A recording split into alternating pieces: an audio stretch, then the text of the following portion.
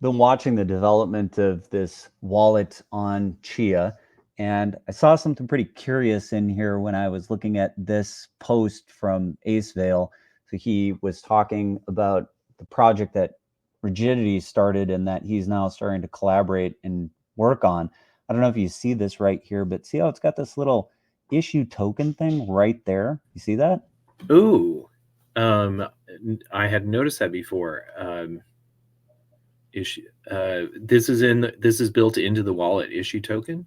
Yeah, Sage wallet. So it's like it's got support for, the wallet, which is coins and whatever, and then NFTs, got some profile thing, and then it's got this issue token thing here. When I saw this, I thought, okay, that is very interesting because there are other things that exist which are very close to this same kind of a thing. And I thought, let's talk about whether this is happening or where it's happening in other parts of the ecosystem. So let's take a quick look at another place that has something with just like a little issue token, Pump.fun, right? This is where in Solana, people are creating coins and just throwing them out there. And it got me thinking, okay, wait, so how far away are we from doing this kind of nonsense on Chia? Good question. Is I know in Pump.fun, they create tokens. There's also these notion of the setting the bonding curve. Is that something that needs to be part of it too, or is it just issue tokens, set the supply, and presto changeo, you're shitcoining? Is that how easy it is? Well, on Chia, I don't know about the bonding curve. You're gonna have to explain what that is. I am less knowledgeable about exactly how some of this stuff is happening on Solana and whatnot. But on Chia, there's a thing called the token asset issuance limiter. That's the tail. So, this is all these curious terms that we have in Chia that says you've got a way that you can issue tokens, how the token supply is controlled, and whether there can be new ones created. And so a lot of the tokens that have been created in Chia have all been fixed supply. So by bonding curve, do you mean how many of these things can exist in the long term or what? I know. I think the bonding curve has to do with the spreading of the supply of them at some point. But The way the bonding curve kind of works out, Grant, for Solana and with Pump.fun is when you create a coin on Pump.fun, it doesn't actually exist on the Solana blockchain right away. It only exists on the Pump.fun kind of platform. And then when you go to create it, you want to set the bonding curve limit, which would be an amount of which when the coin reaches that amount of money on Pop.fun, then the rest of the blockchain will pick up the coin and it can be traded publicly. And that's kind of what Lucas was talking about. Oh, I see. So it's like some kind of like a pre-market or an IPO or something where insiders get in on it early. So how does that relate to Moonshot? Like what's Moonshot? I think Moonshot's doing the same thing, isn't it? Yeah, Moonshot's basically the same thing. Pump.fun made so much money that Moonshot basically copied it. One of the things that I understood about this whole Pump.fun ecosystem was the way that Pump.fun was making money was they were And charging then listing fee for actually getting the asset ticker out there, right? Wasn't there something like that where they had to pay like $100 or something? yeah, that's the main way that the Pump.fun's making money is just by people having to pay the fee to create the coin. And if you look on the screen there for the Moonshot, you can see underneath each token, there's a percentage bar. And that is the percentage bar that they're trying to reach for that bonding curve. So this does all seem like a way to do this really easily on Chia. I mean, if you think about offer files, right? You could start making offers for a certain thing, and then you could, swoop those all up at the point when they've reached the right amount, and then process this out. I don't think we're that far away from this, honestly. And then the other thing that I was looking at was this site. And I don't know if you guys caught this one at all, but this guy David Ducato, who's a developer that does some stuff on Chia, he made this thing where you could just send one mojo and a memo, and then it shows up on this site. And then the first thing that people started doing to put in the memos was putting offer files in there, which made this site an exchange like right away, which is the wildest thing, because Chia is like a self-referential marketplace unto itself just by putting offer files into the memos, and then you could take the offer file and trade without a trusted third party. This is some of the wild stuff that's possible on Chia. It's very, I don't know, in the world of computer science, we would call this recursive, right? It's the blockchain is just referencing back to itself and allowing you to spend coins without a trusted third party by using the blockchain itself to find the offer files that you want to trade. I saw this post whenever when David posted it up. I meant to, and I know that he, at some point in this thread, I think he said he was going to turn it on again or leave it on that morning. I meant to get back to it, but one thing after another happened, and here we are. But I did not know that about the offer files. That's brilliant. We should expect that of the Chia community, to hack it in such a way. And was this originally was his notion that he was? It says memo. When I first read it, I thought it said meme, and I was wondering if this was a regeneration of SeedSnap. No, but it's along the same line. I mean, it's if you think about what SeedSnap was, it was kind of fundamentally a way to just put data on the Chia blockchain in a way that was referencing back to Twitter. But even that, I don't think the data was stored on chain. I think it was using the standard NFT style. So they would take a picture of the post to X, or the tweet at the time, I guess, and then it used the infrastructure that we were all using, which was NFT storage, to store the data, which under the hood was Filecoin. So there definitely was some fragility there with respect to, where does the data actually live and how durable is it. But this website, all it's doing is saying, if you send one mojo and you attach some message to it, pay the fee to have this stuff on the chain. It's just looking for all the memos that are associated with coins and then just displaying them. It's a pretty simple project, but it's fun. And I think he was doing it to just show that he could do something, but then people jumped in and started messing around with it. So it's kind of an interesting thing. I mean, if you think about what a service like Twitter is, how different is this really from Twitter? You're just putting all these public pieces of information into the blockchain, and you're paying the smallest amount possible. And this is just a client that shows what data is in the blockchain. I mean, this website is fundamentally not doing a whole lot other than it's looking at the chain, it's looking at certain coin spends, and then saying, there's interesting data that's associated with the coin spend, and I'm just going to show that interesting data in a linear feed. That's it. I mean, it's almost X by itself. I mean, how is this not X? Like, you just put some post in there about whatever you want to say, and I mean, it pretty much is Twitter, isn't it? Yeah, I think you're right. Wow, it snuck right up on us. So and Sage also. It seems like there was it was quiet on Chia for quite some time, and we've had quite a bit that's being built on Chia of late.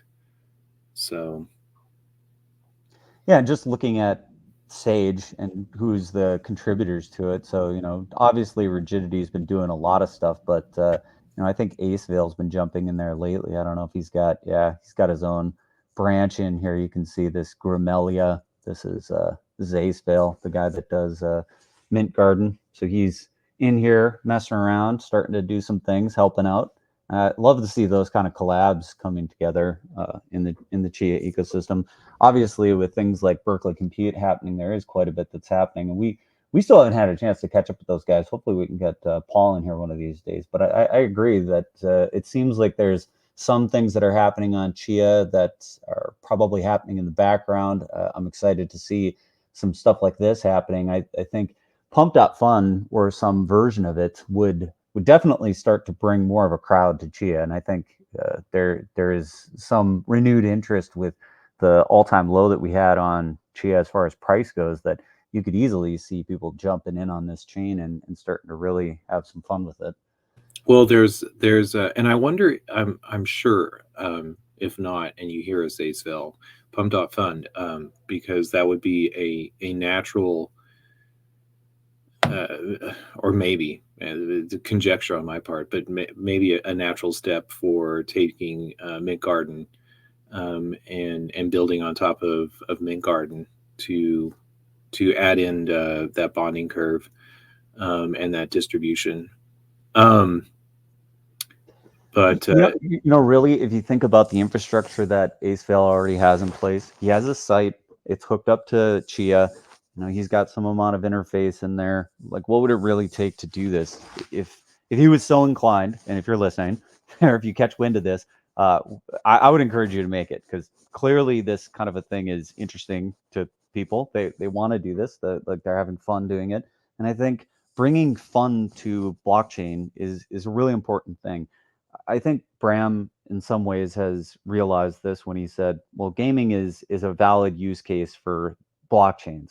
And clearly we've seen that shitcoining and trading meme coins and doing this kind of stuff is a fun thing to do. I think famously on Chia, what the Tang gang has been messing around with some of this stuff, and I don't know how well integrated they are with the rest of the community, but I know I've seen Gene interact with those guys sometimes. So it is something that is done. It's something that people find fun. I'd say it's on the level of a game, but some people are making money on it too. So it's not like there's not a casino aspect to it, and it's well within striking distance on the Chia blockchain. Like, there's no reason why, if Solana can enjoy the benefits of people playing around and having fun, that Chia couldn't encounter a certain sameness of that type of activity. Well, and we've got all the potables necessary to make meme coins, and I know we call them, we have them called shit coins in the title, but that's I think they're very powerful. We want to communicate. We don't always need to be replacing the gold standard with cryptocurrency, and it may even be more powerful, the ideas that are associated and passed around through a meme coin. I know that part of it is this fervor of quote unquote making money on the meme coins, but I think it's also just fun to give away an idea. It's the, how many people would be on Twitter if we didn't have impact font overlaid on various clips from movies and whatnot. That's my favorite part. Definitely. And I think part of it is that there's this sense of creating something that is interesting, or that you've captured the attention in a humorous way, or in a way that implies some kind of conviction.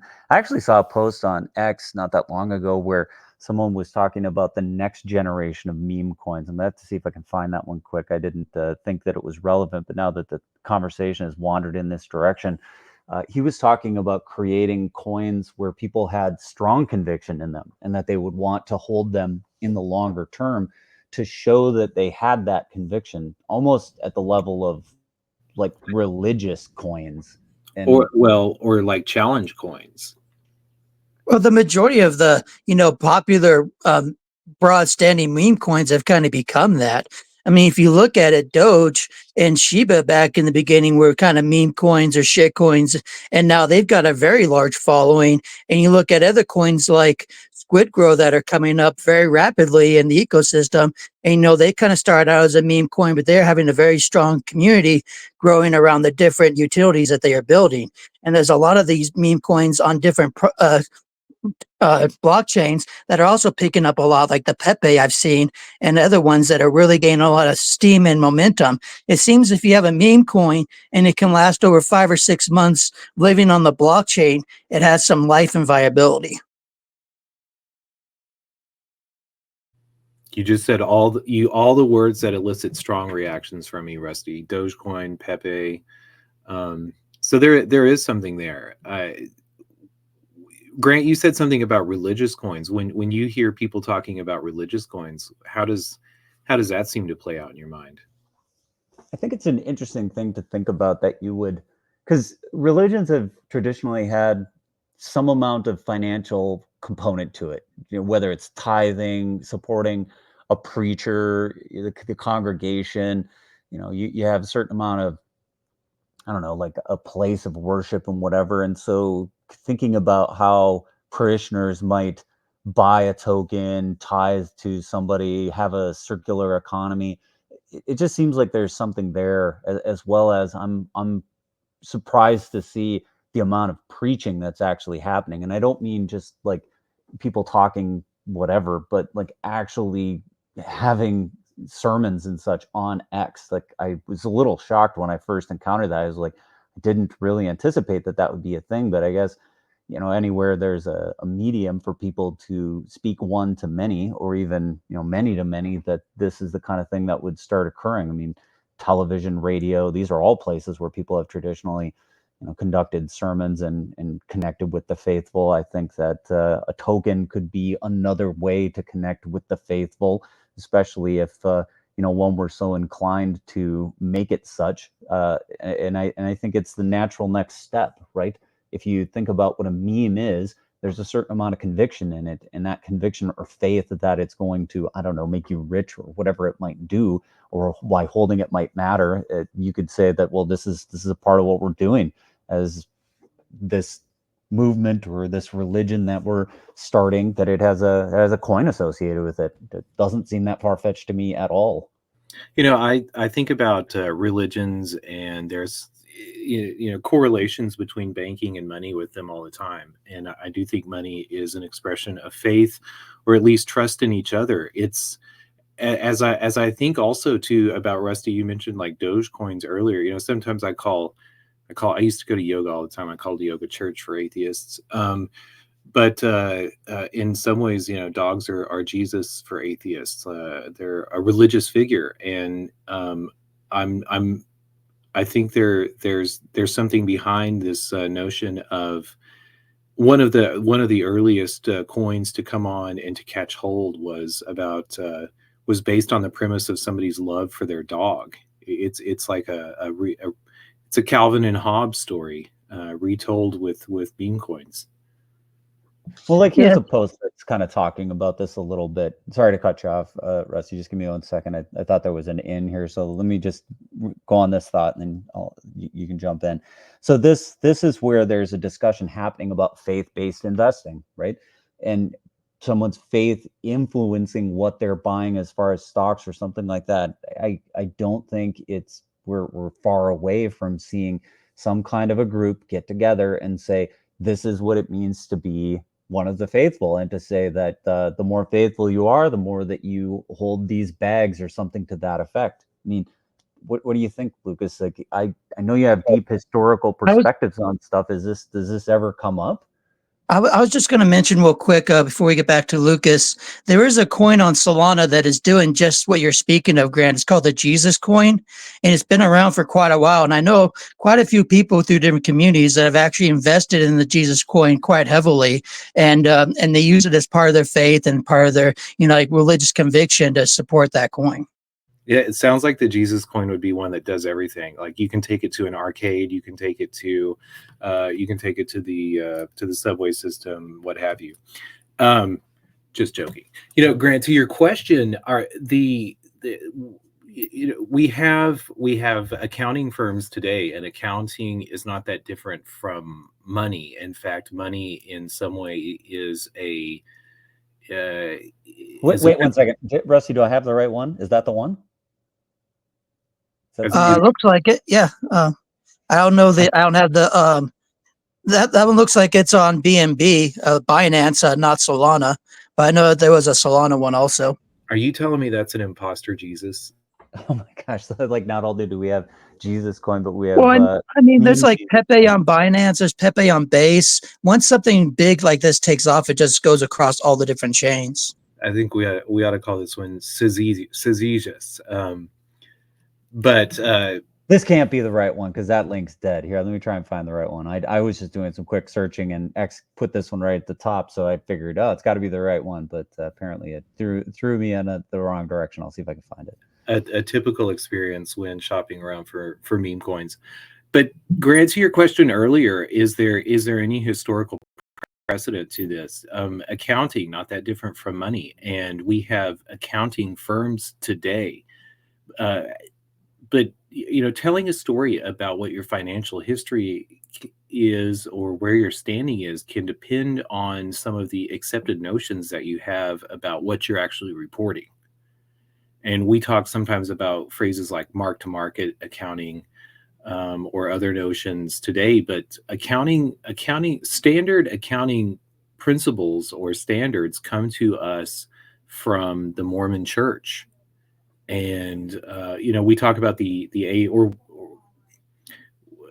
some people know about the Gilded Age in American history, and I don't know if you remember in probably junior high having to learn about Rockefeller versus Morgan and horizontal empire versus a vertical empire. But either way, they at one time in American history in the late 1800s, they had the majority. I'm not sure what the numbers are, but 90% of the wealth in America was held by two financial empires. And it was actually the treasurer of the Mormon Church who went to J.P. Morgan and John D. Rockefeller and said, "You guys are playing, you guys are playing games with your financial accounting, and we need to have a standard that is ubiquitous for everybody, so we can have some sort of ability to figure out what the value of things that are passing from one hegemony to the other are." So accounting principles today, our standing accounting principles are straight from the Mormon Church, and that was because I think they had something like 10 or 15% of the wealth of America at that time. So between those three parties, that was the bulk of it. And it also interesting to think that it was a religion that it was a religion that could stand up to the power of capitalism, whether it was growing through the banks or through capture of resources like John D. The production of resources that John D. Rockefeller got. The Mormon Church is a good example, I guess, because they've very heavily tied finance and faith together. I think probably more maybe than any other institution besides maybe the Catholic Church, but really the Mormon Church, you're a participant in it. And I think the Catholic Church, it was more of extractive, like the Catholic Church aggrandized itself and sort of collected money to itself. But the Mormon Church, I think you actually can get in on the grift, can't you? Can't you participate in some fashion? I've heard things. Man, in on the grift, and now we're gonna have a campaign ad for Mitt Romney. Love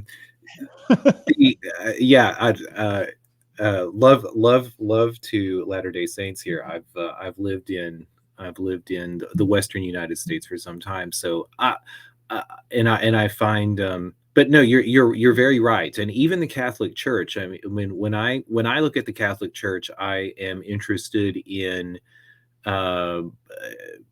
Well, when I look at any church, again, I'm interested in what their concepts are for debt forgiveness, and also for what interest they expect from people that they don't know and people that they do know. And the Catholic Church, like often the claim is, well, the Christian or the Catholic Church had a lower expectation of interest, but at the same time, the Catholic Church especially had sort of unforgivable terms with debt repayment. And if instead of giving a loan out for a year, they gave it out for a month. And if you couldn't pay it back at the end of the month, then you know, if they had given you a loan for a horse, they own the horse or whatever asset that they had given the loan for. So, you know, it's not just we talk a lot about interest, but there's other things that are important to consider whenever when you're loaning out money or you're making yourself a bank. So So if you think about some of the stuff that's made Pump.fun successful, Rusty, I think you might be a little bit more connected to this than I am, but I'm just speculating here. Is it the bonding curve and then this idea of being able to keep track of how much it's going up or whatever and seeing the stats in the scoreboard? Because if some of those things are what's needed, then I look to the ecosystem of what already exists on Chia and say, Dexy really has a lot of that scoreboard. It's got a very good metrics around coins. It's indexing the Chia blockchain in a way that you can see the prices of stuff. So if I were to think, how could you seriously start doing shit coining or meme coining on Chia? Dexy would be a natural place to keep track of what's going on. So if you said, hey, there's some place to do this bonding, there's a place to get the names going, which I don't know exactly what's going on with this, but I've heard some rumblings that there's a new naming system coming for coins and tickers on Chia. So if you think about what's about to be in place with naming and assets, and if you had some ability to pay a fee to whoever is running that ecosystem along with the Dexy scoreboard, you sort of have all the components that I think you need to be able to have an effective competitor, or at least something that's complementary to what Pump.fun already has on Solana. Yes, that is correct, Grant. And you were speaking, a lot about the points that make Pump.fun work. If Pump.fun makes its money itself off of the creation of the coins and just everybody trying to make coins, I think there was one statistic that came out during the height of Pump.fun that there was 10,000 coins either a day or an hour. I forget which stat it was that was being created on Pump.fun. And most per hour. Lucas says it was per hour. yeah, it was per hour, which Yeah, was jaw dropping to me at the time. yeah, it's jaw dropping to me now, and that's why I almost didn't want to quote it as per hour because it's almost something I don't think that could be happening that fast. But most of the coins don't last very long. And what brings the public to Pump.fun, kind of the gambling aspect, the casino aspect, and the fun of it is you're allowed to buy the coin on Pump.fun's kind of its own ecosystem before it reaches the blockchain. And so what a lot of people do is they just start up a coin and fund it, and then they just wait for anybody to pick it up. And then they can, just like you see when the coins get onto the main blockchain, there's people that can dump on the coin is what they call it. Well, the people do the same thing when it's on the platform Pump.fun. They wait for the coin to go up, and then they just dump on the people on the platform before it even reaches the actual blockchain or the actual ecosystem of the main chain. It's all done on the back end on Pump.fun. And that's how a lot of people are gaming the Pump.fun website itself and trying to make money off of it. And that's the kind of the aspect of what's bringing people to Pump.fun to use it, is saying, you can get this opportunity to do this, where a lot of people are making money just off of Pump.fun's website before the coin can even reach the blockchain to be created or, dead within. I think they said most Pump.fun coins don't last more than 3 hours. Well, I think it's one of the things that blockchains allow us to do is have a set of rules for how things can work. It sounds like Pump.fun maybe has a bit of this stuff happening off chain, which makes the rules less apparent. But I think if you wanted to do this on Chia and make it really fair, which in some sense resonates with me because I don't like it when things are hidden, but if you wanted to do this in a more public way, you could say you're just going to make the coin right away because there's no loss to creating the coin on Chia. You just take a certain amount of Chia and you mash it into the thing that you want to make. So there is like a real world cost in the way that we would do tokens on Chia, and it burns a certain amount of Chia in some sense, because if you create it in a way that has a hard covenant around it, then you can never get that Chia back. So you can think about if some amount of shit coining was starting to happen on Chia, there could be a significant amount of Chia that ended up getting burned, and there's not a super big cost of people wanting to do this. You talk about throwing 10, 20 bucks at the creation of a coin, and you'd have a pretty decent sized supply. And maybe the flex on Chia is creating really big supply cats, because then you could start thinking about needing tens or hundreds of Chia to create one. That might be pretty fun to see, actually. I think that there's something to, and I get what you're saying about like locking in the fairness and ensuring that the rules are enshrined and locked in. But um, I think there's also something to, you know, a little mixing ground, a place of uncertainty. Actually, that's what I think is part of the magic of the meme coin craze, because it's there's two, or there's many people come to meme coins for many reasons. But if you do have people who are wanting to sort of roll the dice and get ahead of somebody on a selling curve, or to create different waves of their little charts, um, then having that bonding curve, and also being able to, because Rusty, can you not pick some of the aspects as to what the parameters of the bonding curve are? And so I think having the ability to build that before the actual release of the coin is going to be fundamental to attracting the crazy traders, the gamblers who want to roll the dice on coins. They're not in it for the memes. They're in it for the money. So we've got to support both if we're going to get them off of Solana. I don't know if it has to be off Salon. It's just like another place to do it. And I think these things tend to get crowded, and then it's hard to figure out why anybody would do anything. It's some amount of this is like a game of life. Have you seen that, where they've got the little programmatic game of life, and you put digital life, and then they start to have this little interaction and ecosystem where the pixel next to it can eat the other pixel or whatever. I kind of feel like this is the next evolution of that kind of an idea of, the digital game of life.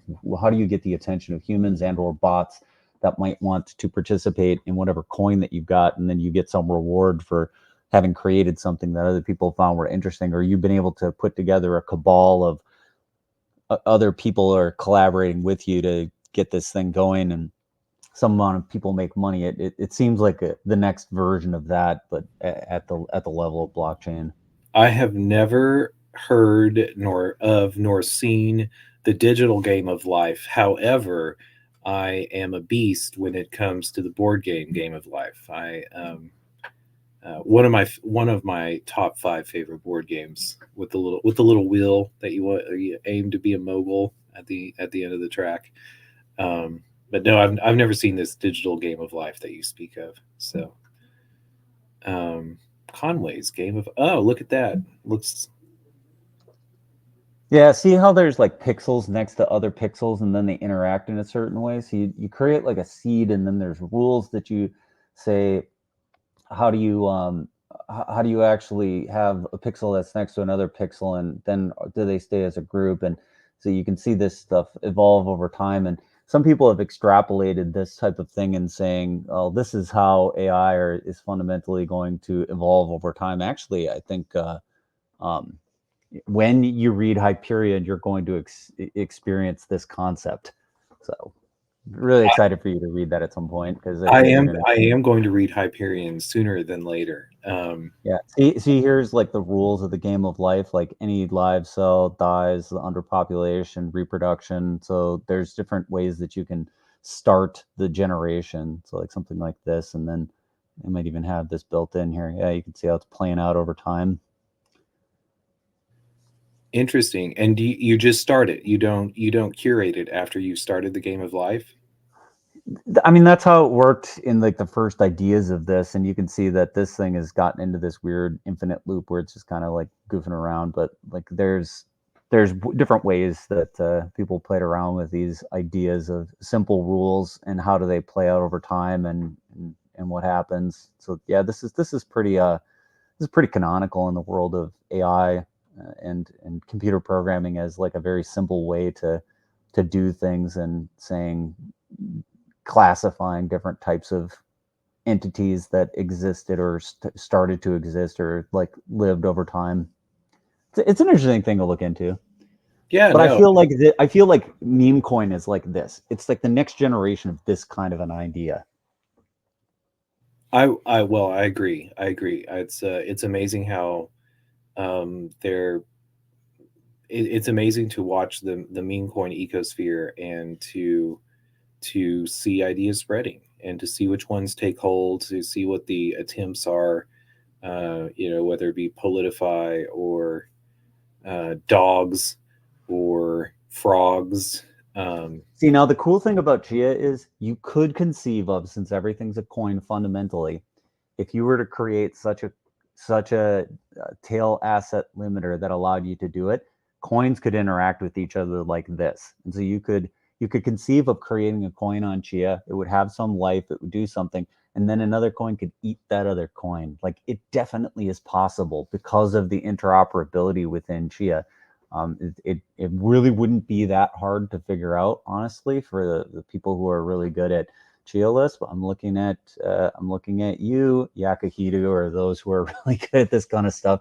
Like, it's so close at hand that you can make something like this and even have some kind of a digital representation of it. Say, like, if a coin doesn't have enough activity on it, that it could be eaten by another coin which has more activity. It's close in proximity some way.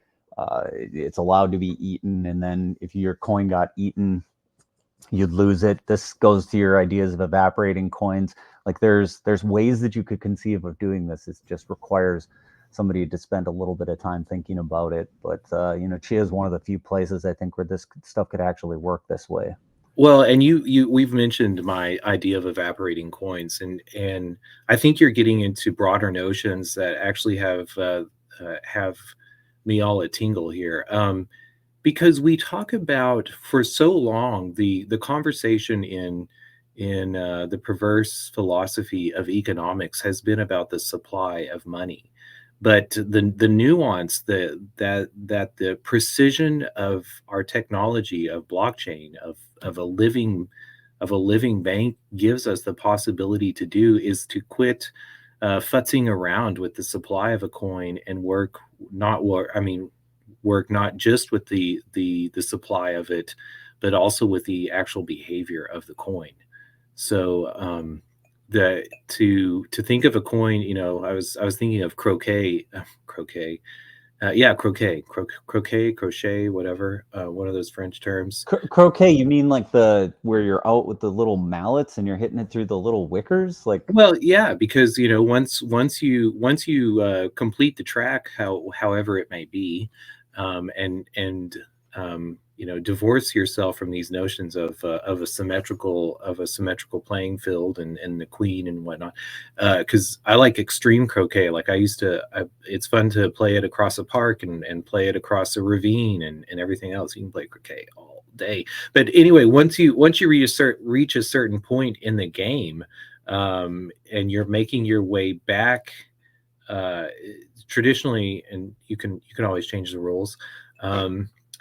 But traditionally, you turn into what's called poison. And so once you go around through the game board and you're making your way back, on your way back, you become poison. And anybody that you touch, when you're going forward in the game, anyone you touch, you can either send them or take another move after you hit their ball. But on the way back, if you hit another player's ball and you are poisoned, then you kill them and they're out of the game. Oops.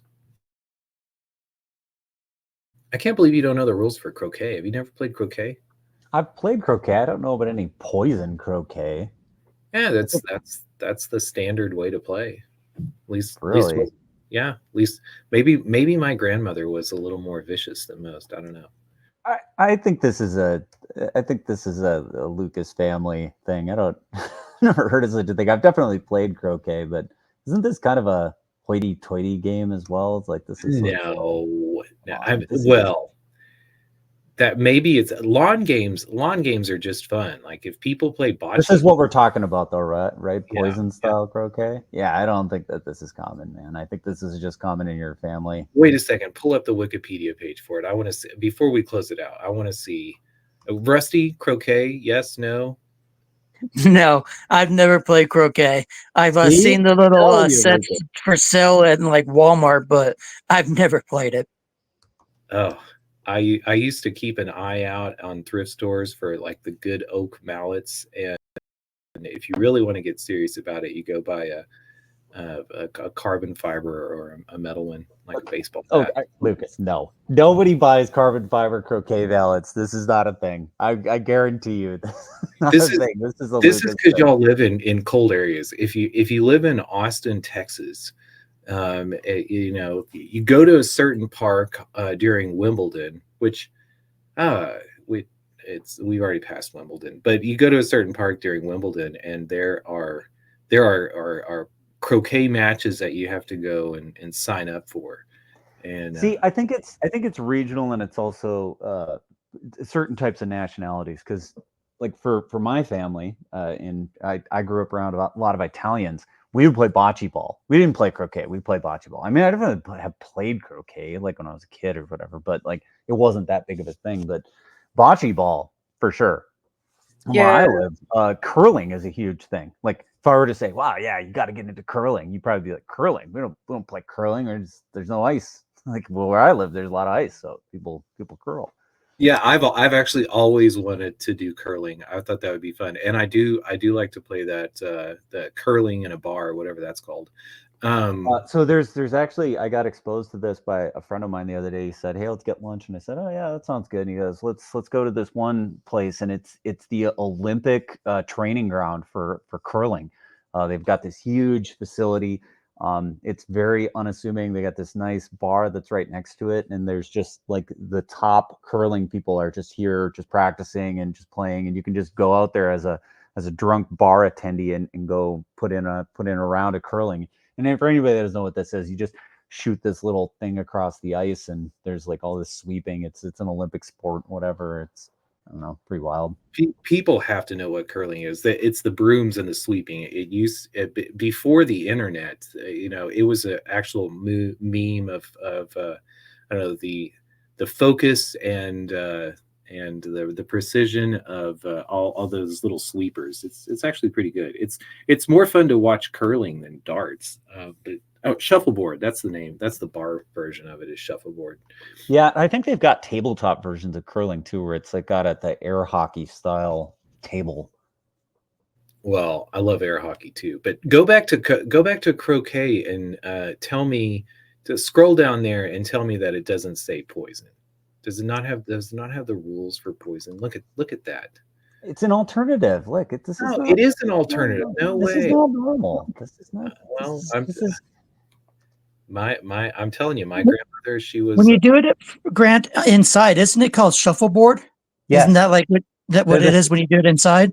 Totally, same sport. Like curling, shuffleboard. That's the same game. Like you're just like putting some token down the, bowling alley or whatever, trying to knock the other person, those that are closest to the little thing. Bocce ball's the exact same thing too. It's like you're trying to knock the ball out of the way. Yeah, it's basically the same concept. Just like hockey and basketball are the same game. You have sanctioned fighting in it.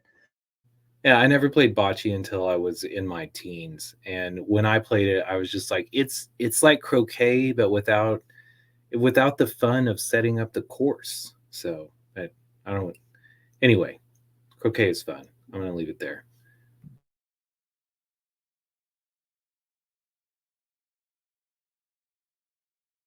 Well, I had to at least throw bocce ball on the screen because if nobody's familiar with this, there. Now, if you don't know all of these sports, you've now been exposed to bocce ball, croquet, and curling. So and curling. Look at the difference between bocce and croquet.